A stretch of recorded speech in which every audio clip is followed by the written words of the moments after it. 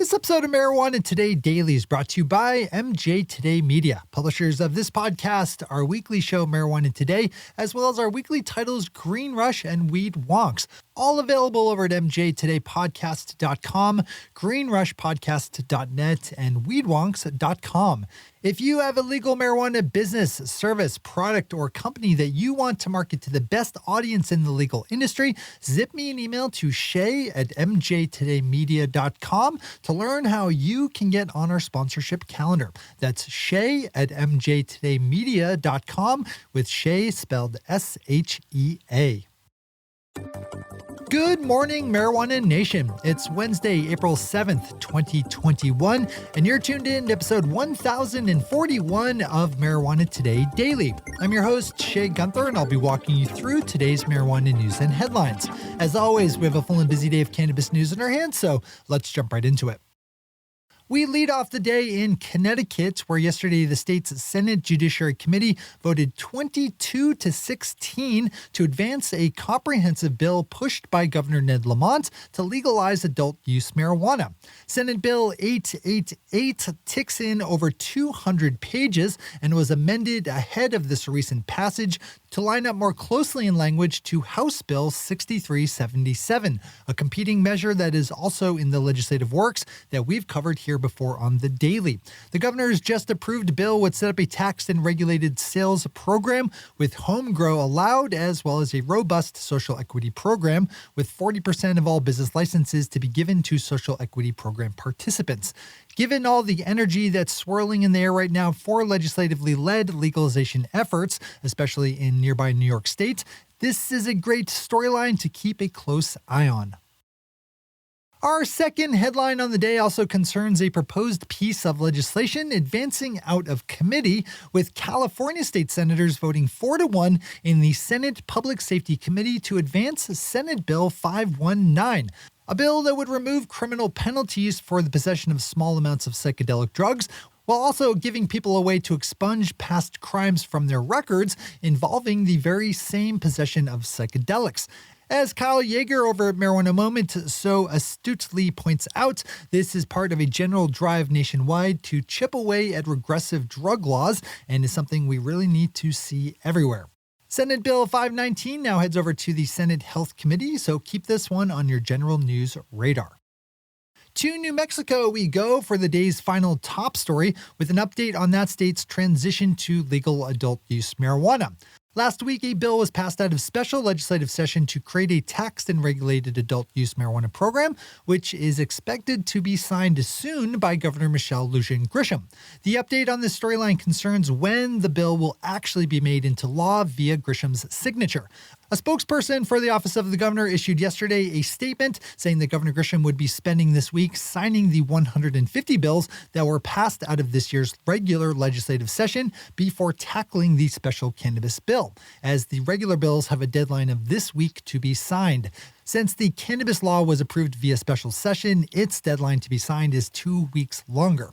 So in the very least here, we know that New Mexico will have signed and approved adult use legislation sometime within the next 2.5 weeks. Those are the top stories for today. It's time for Marijuana Today Daily Headlines Blitz. Before we blitz it in headlines, let's quickly thank our sponsor, MJ Today Media, publishers of this podcast, our weekly show Marijuana Today, as well as the weekly titles Green Rush and Weed Wonks, all available over at mjtodaypodcast.com, greenrushpodcast.net, and weedwonks.com. If you have a legal marijuana business, brand, company, or service that you want to market to the best audience in legal cannabis, then you need to talk to me about how you can get on our advertising calendar. Our audience is made up of people who make decisions in the legal marijuana industry. They decide where to invest money, where to spend money, where to shop, where to procure from, and where to hire. If you'd like to get your legal cannabis business, brand, company, or service into those conversations and decisions, then sponsoring our shows is the best and most effective way to do it. Sponsoring MJ Today Media podcasts drives results and builds your brand. So take a moment today and email me directly at shay@mjtodaymedia.com. That's shay@mjtodaymedia.com, with Shay spelled S-H-E-A.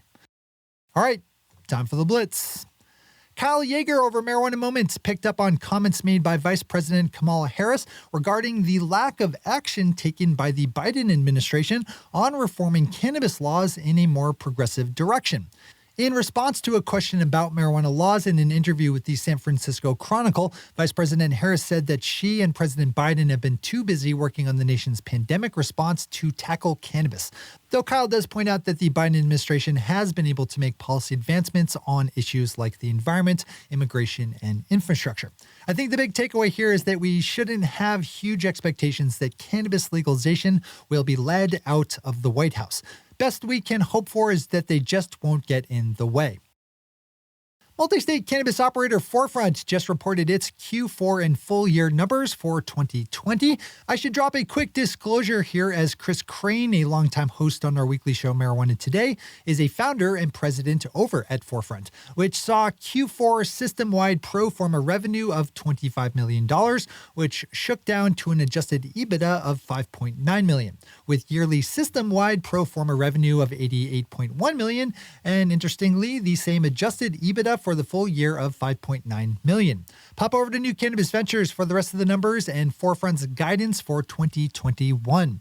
As we always do, we have all the news we cover linked to on our website at mjtodaydaily.com. Canadian company Organigram Holdings just acquired the Edibles and Infusions Corporation for $22 million in cash and $13 million in stock.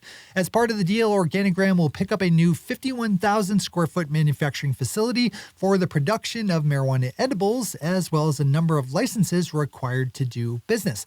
As part of its announcement, Organigram stressed the importance the company sees in the future of the edibles market, which is something to note.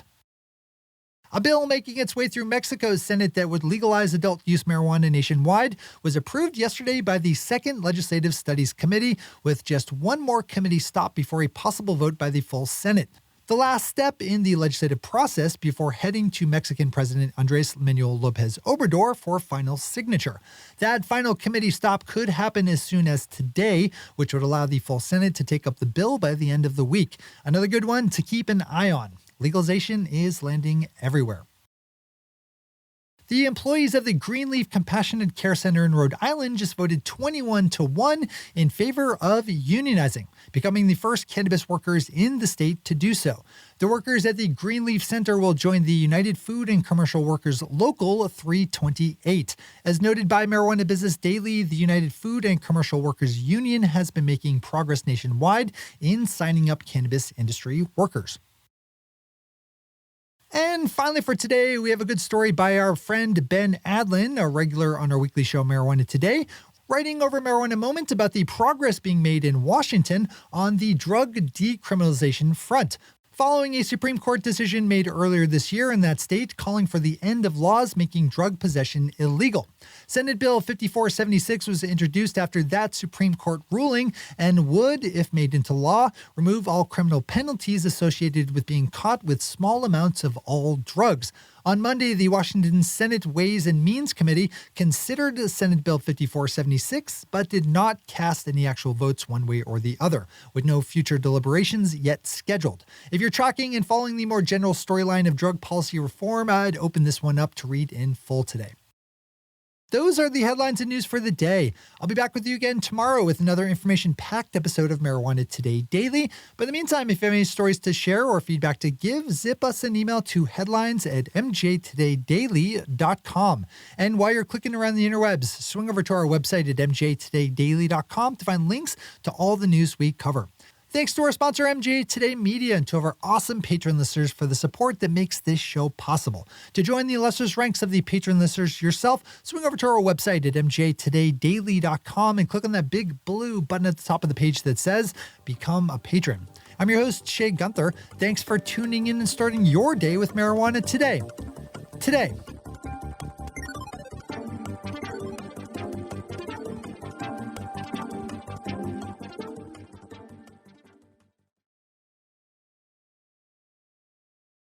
One take, Shay. One take.